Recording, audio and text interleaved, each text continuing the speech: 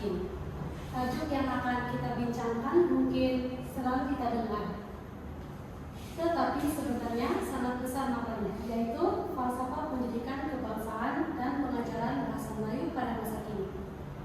Seperti yang kita ketahui, Kementerian Pendidikan Malaysia ataupun KPM telah memperkenalkan falsafah pendidikan kebangsaan ataupun FPK sebagai asas sistem pendidikan negara. FPK menegaskan bahwa pendidikan ialah usaha untuk berterusan untuk melahirkan insan yang seimbang dari segi intelek, rohani, emosi dan jasmani ataupun JS. Namun, persoalannya sejauh mana kita benar-benar menghayati dan mengaplikasikan falsafah ini dalam pengajaran bahasa Melayu di tingkat darjah. Sebelum kita pergi lebih jauh, izinkan saya memperkenalkan panel kita pada hari ini. Saya Jatrisha Erika sebagai moderator forum pada hari ini. Panel pertama kita ialah Stephanie. Beliau akan menguraikan konsep dan kepentingan falsafah pendidikan kebangsaan serta hubungannya dengan pembentukan insan seimbang. Panel kedua ialah Irene. Beliau akan membawa kita melihat skenario semasa PDP bahasa Melayu, termasuk perubahan akibat teknologi digital dan gaya pembelajaran generasi pada masa kini. Panel ketiga kita ialah Hardia. Beliau akan membincangkan cabaran yang dihadapi dalam pengajaran bahasa Melayu serta mencadangkan langkah penambahbaikan yang relevan dan praktikal. Jadi, forum kita pada hari ini akan bergerak dari asas falsafah kepada realiti semasa dan seterusnya kepada cabaran serta penyelesaiannya. Baiklah, saya akan mulakan dengan panel pertama, Stephanie. Seperti yang kita tahu, ramai pelajar boleh menghafal definisi FPK. Tetapi, pada pandangan Anda, apalah maksud sebenar FPK dalam konteks bilik darjah? Baik, terima kasih moderator.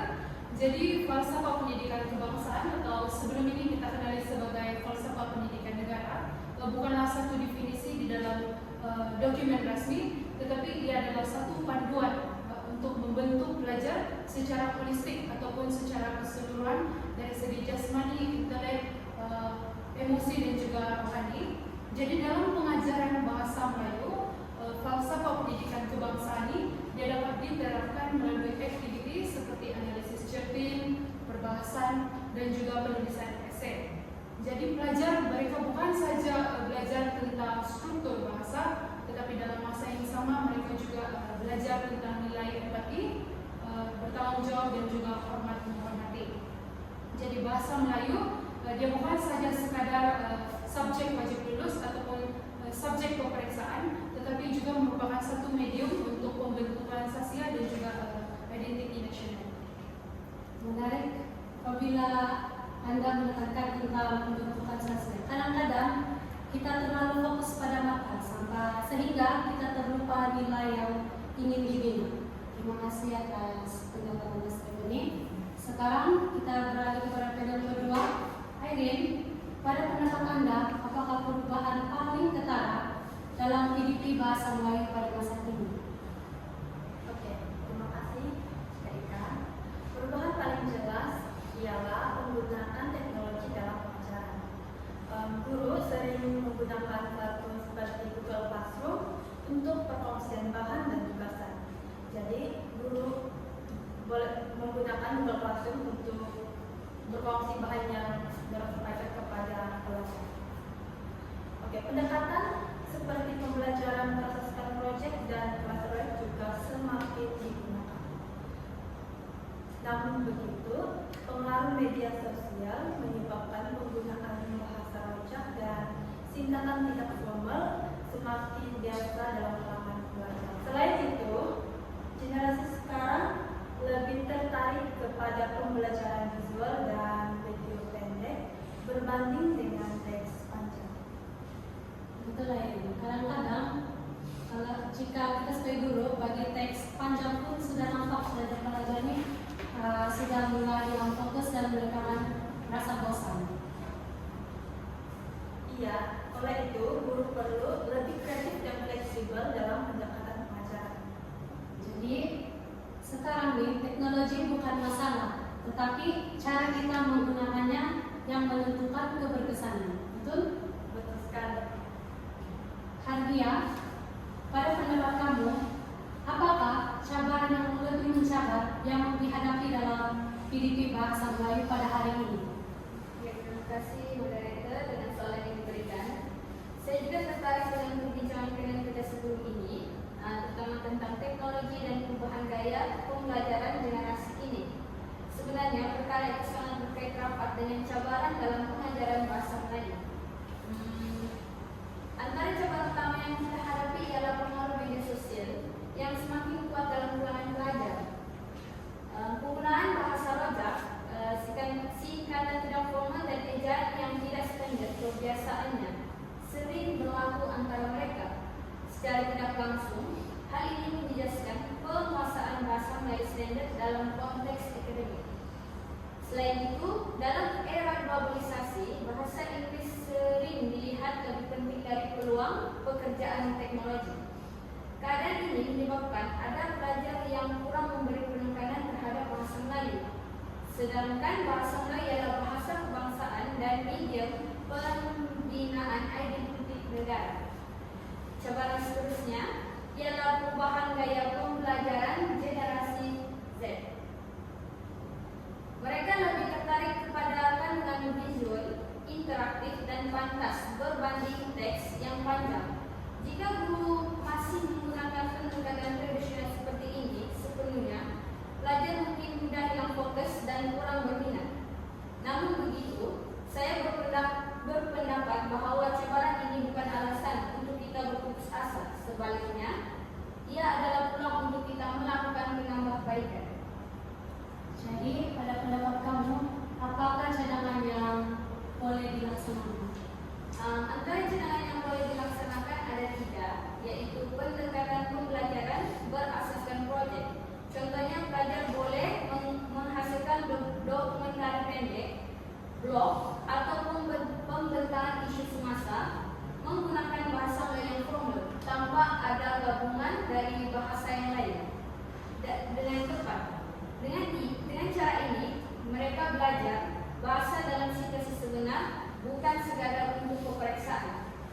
Selain itu, pentafsiran autentik seperti debat, forum mini, pembentangan boleh membantu meningkatkan kemahiran komunikasi serta keyakinan diri pelajar.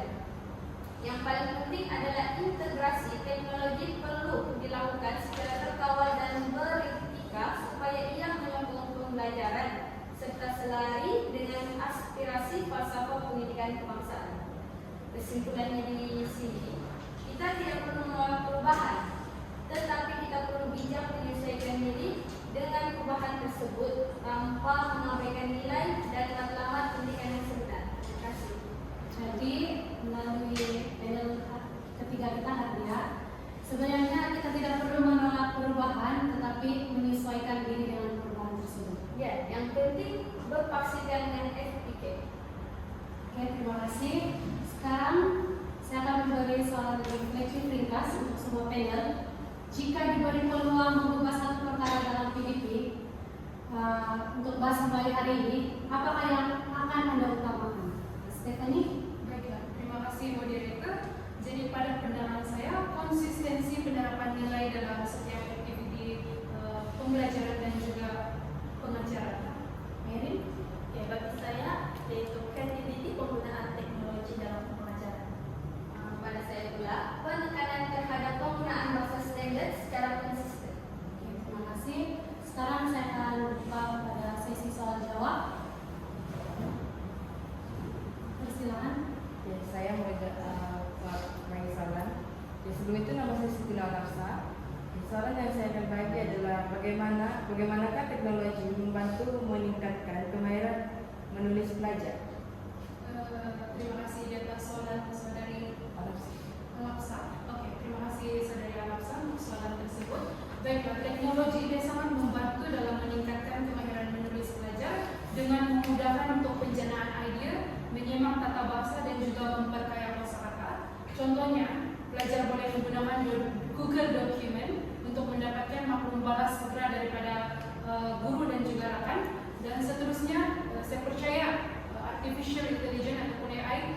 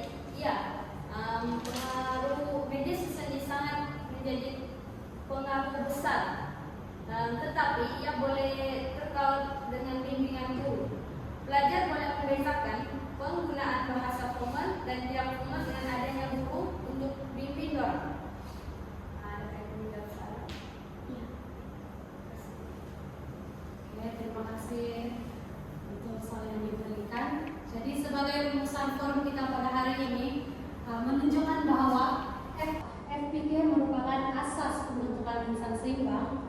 Bahasa Melayu ialah medium penting dalam pembinaan ilmu dan identiti nasional.